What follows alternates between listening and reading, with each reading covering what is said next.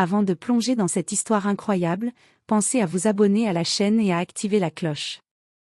Ici, chaque récit a quelque chose à dire, et vous ne voudrez pas en manquer un seul. Je peux lire dans votre esprit, dit la fillette. Le juge ne la crut pas, jusqu'à ce qu'elle révèle son secret le plus sombre. La pluie battait contre les vitres épaisses du tribunal du comté de Cook, à Chicago. Elle tombait en rafales, rythmée, presque violente, comme si le ciel lui-même voulait avertir les hommes en robe noire qu'aujourd'hui, quelque chose déraillerait. Le ciel était d'un gris anthracite, lourd, oppressant. Chaque goutte heurtait la vitre comme une seconde qui s'égrène, menaçante. Dans la salle 7C, l'odeur du bois ciré et du vieux cuir saturait l'air. Les bancs usés par les années, les murs tapissés de registres poussiéreux, et les murmures feutrés d'avocats fatigués tissaient la toile d'un jour judiciaire comme un autre. Le juge Richard Ellison, 63 ans, entamait cette journée comme toutes les autres, ou presque. Sa robe noire soigneusement posée sur ses épaules tombait impeccablement, traçant une silhouette austère. Ses lunettes à monture fine glissaient avec précision sur l'arête droite de son nez, comme chaque matin. Il avait le visage de ceux qui ont vu trop de vie s'effondrer dans cette pièce, et pas assez de justice rendue. Chaque ride sur son front semblait porter le poids des jugements prononcés. Il incarnait l'autorité pure, celle qu'on ne défie pas. Celle qui tranche. Mais ce matin-là, sans qu'il le sache encore, une présence allait fissurer l'armure du droit, briser l'ordre implacable sur lequel il avait bâti sa vie. Un greffier au ton neutre lut le prochain dossier. Affaire numéro 308-16B. Dossier de placement. Carter, Lily Rose. Un silence feutré se fit, alors que tous les yeux dans la salle convergèrent vers l'entrée. Une fillette entra. Elle semblait minuscule dans le cadre de la porte, presque avalée par l'immensité de la salle. Lily Rose Carter, 9 ans, accompagnée de Madeline Turner, une assistante sociale d'une quarantaine d'années, les traits tirés par la fatigue, les nerfs à vif. Son manteau trempé laissait de petites flaques derrière elle, mais c'était vers Lily que tous les regards se tournaient. La fillette ne regardait pas les gens. Elle les analysait. Son regard glissait sur eux comme une lame sur une surface fragile, scrutant, décomposant, révélant ce qu'ils pensaient cacher.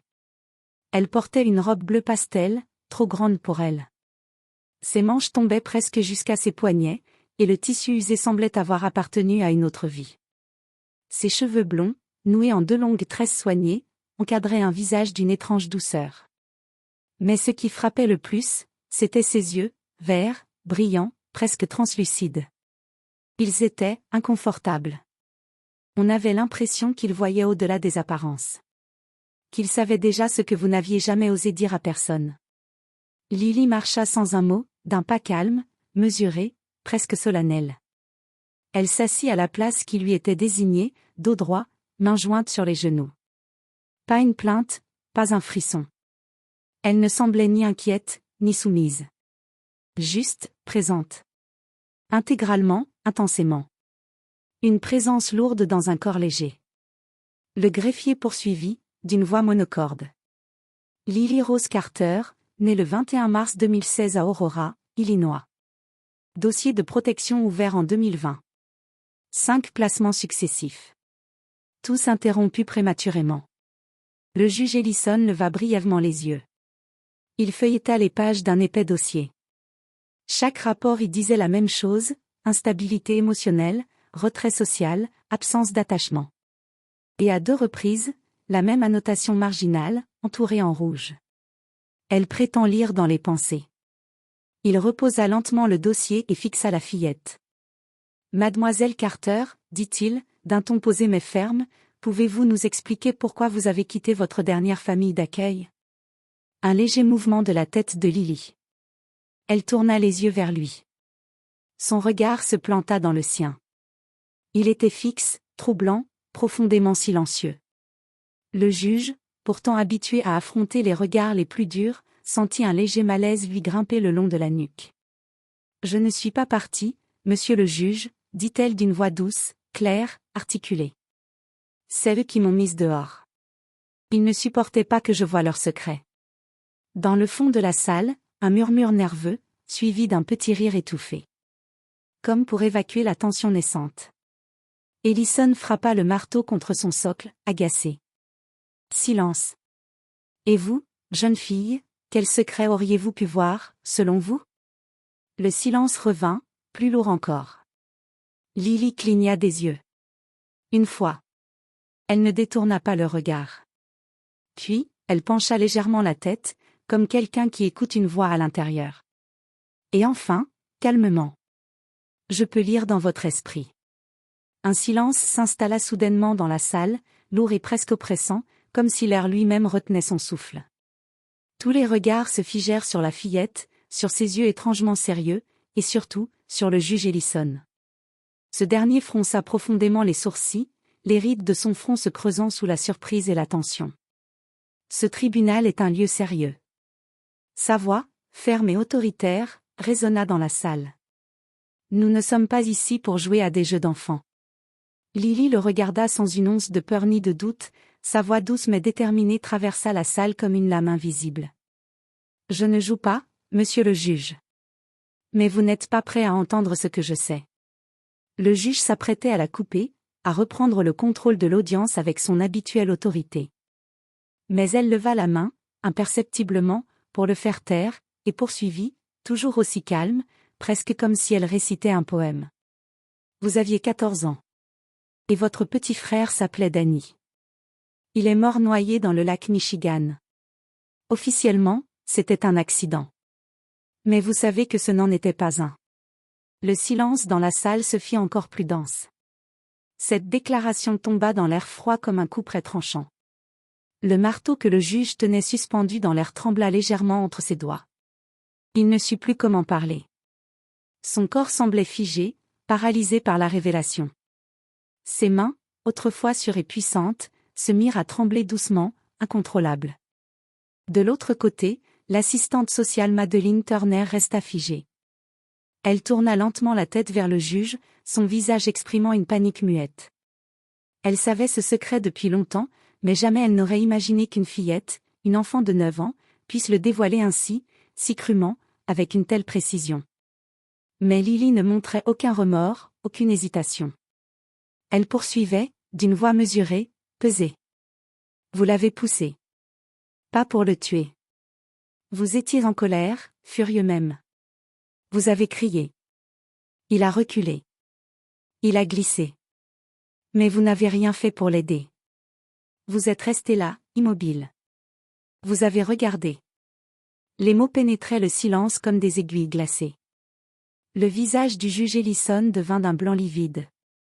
Il fit un effort pour articuler, sa voix rauque, presque un murmure. Assez? Mais Lily poursuivit, plus doucement, avec cette voix qui ne tremblait jamais, comme si elle lisait un texte inscrit directement dans l'âme du juge. Et depuis, chaque fois que vous condamnez quelqu'un, vous vous punissez vous-même. Vous vous dites que si vous êtes dur avec les autres, peut-être que vous pourrez effacer ce que vous avez fait. Que si vous faites souffrir les coupables, cela réparera le silence de ce jour-là. Mais ça ne fonctionne pas, n'est-ce pas? Elle fit une pause, presque compatissante, puis ajouta dans un souffle. Parce que Danny revient chaque nuit, dans vos rêves. Il vous regarde, debout au bord de ce lac. Et vous vous réveillez avant qu'il ne vous parle. Ces mots, il ne les avait jamais dits à voix haute. Il ne les avait même jamais formulés en pensée consciente. Et pourtant, elle les avait vus. Tout était là. Exact. Nu. Cruel. Il n'avait jamais parlé de Danny. Ni à sa femme, ni à un prêtre, ni à un thérapeute. C'était un nom qu'il avait enterré depuis 49 ans dans les tréfonds de sa mémoire, recouvert par des couches de procédures, de lois, de verdicts. Mais rien n'avait suffi à le faire taire, ce souvenir-là. Rien, sauf le masque rigide du devoir. Jusqu'à ce qu'une fillette de 9 ans, les jambes pendantes au bord d'un banc trop haut, l'arrache à son tombeau. Alors, incapable de rester exposé devant l'audience, le juge Ellison suspendit l'audience. Audience levée. Je veux voir l'enfant et l'assistante sociale, dans mon bureau. Maintenant. La salle murmura à peine. Tous avaient compris que quelque chose d'immense venait de se passer. Quelque chose que le droit ne pouvait pas expliquer. La pièce, décorée sobrement de livres reliés de cuir, de diplômes encadrés, et d'une grande photo de son investiture, était pourtant glaciale. Le juge Richard Ellison ne ressemblait plus à l'homme de tout à l'heure. Sa robe de magistrat pendait sur le dossier de sa chaise. Sa chemise blanche était froissée. Il avait ôté ses lunettes, qu'il faisait tourner nerveusement entre ses doigts. Il ne leva pas tout de suite les yeux vers Lily. Il fixait le bois du bureau comme s'il cherchait à s'y enfoncer. Sa voix était méconnaissable, rugueuse, brisée. Comment peux-tu savoir ça? Qui te l'a dit? Qui a osé fouiller là-dedans? Lily ne répondit pas immédiatement. Elle laissa flotter quelques secondes de silence. Puis, d'une voix douce, presque désolée. Personne. Je l'ai vu. Je ne sais pas pourquoi j'ai ce don. Mais je sais quand quelqu'un ment. Je ressens ce qu'ils ne disent pas. Je vois les souvenirs, comme des éclats. Parfois flous, parfois nets. Ils traversent les gens comme des ombres. Et moi, je les entends. Je les ressens comme si c'étaient les miens. Elle ne pleurait pas. Elle ne souriait pas. Elle expliquait, avec une maturité étrange, presque effrayante dans un si petit corps. L'assistante sociale, Madeleine Turner, qui jusque-là s'était contenue, mit une main devant sa bouche, ses épaules se mirent à trembler. « Mon Dieu » murmura-t-elle, les larmes débordant soudain. « C'est pour ça. C'est pour ça que toutes les familles l'ont rejeté. » Elle se laissa tomber sur une chaise. Le souvenir des regards glacés, des familles qui claquaient la porte, des enfants adoptifs terrifiés, tout prenait soudain un sens. Lily baissa les yeux. « Je leur fais peur. Ils croient que je suis un monstre. Je sens leurs secrets, et ça les rend fous. Ils veulent tous qu'on les aime, mais seulement si on ne sait rien. Moi, je sais trop. Et ça les détruit. » Le juge Ellison la regarda enfin. Et dans ce regard, il n'y avait plus de colère, ni même de défense. Il n'y avait que la honte nue, la vieille honte d'un homme qui avait passé sa vie à se cacher derrière des verdicts, des silences, des principes. Un homme qui n'avait jamais pleuré, même à l'enterrement de son frère. Mais maintenant, il sentait son propre masque se fendre. Il essaya de dire quelque chose. Mais sa voix se brisa. Il détourna les yeux, serra les mâchoires, puis se redressa lentement. « Je connais quelqu'un. » Sa voix était lente, pesée, presque tremblante. Une ancienne juge. Eleanor Vance. Elle dirige un foyer privé, dans l'Indiana. Il n'est pas répertorié officiellement. C'est un lieu spécial. Pour des enfants spéciaux. Elle ne vous jugera pas. Personne là-bas ne le fera. C'est un endroit sûr. Je peux faire en sorte que tu y sois admise. Si tu le souhaites. Un silence suivit. Puis, pour la première fois depuis le début, Lily esquissa un sourire. Un vrai. Fin. Timide. Mais sincère. Elle hocha la tête. Merci, monsieur le juge. Elle s'approcha, ses petits pieds nus dans ses ballerines résonnant doucement sur le parquet. Puis elle tendit une main, posa doucement ses doigts sur la manche de la chemise du juge. Un contact bref. Presque rien. Mais dans ce geste, il sentit une chaleur étrange. Quelque chose de doux. De pardonnant. Et Lily murmura. « Danny vous a déjà pardonné, vous savez. C'est vous qui devez vous pardonner maintenant. » Le juge Richard Ellison ne redevint jamais tout à fait le même après sa rencontre avec Lily Rose Carter. L'homme que les avocats craignaient et que les accusés redoutaient n'avait plus la même dureté dans le regard. Le lendemain même de cette audience suspendue, il prit un congé sabbatique de 6 mois, une chose impensable pour lui auparavant. Mais il en ressentait le besoin vital, comme une urgence intérieure. Ce n'était pas une fuite, c'était un chemin vers la vérité qu'il avait enterré en lui depuis 50 ans. Il retourna dans son Illinois natal, là où tout avait commencé. Un matin pluvieux, seul, sans robe ni escorte, il s'aventura dans le vieux cimetière de Plainfield. Il n'y était pas revenu depuis l'enterrement. Là, entre 2 pierres presque effacées par le temps, se trouvait celle de Danny Ellison, son petit frère, mort à 8 ans. Richard s'agenouilla. Le sol était humide, et ses genoux tremblaient. Il murmura. « Je suis désolé, Danny. Je n'ai jamais eu le courage. J'ai eu honte, et j'ai eu peur.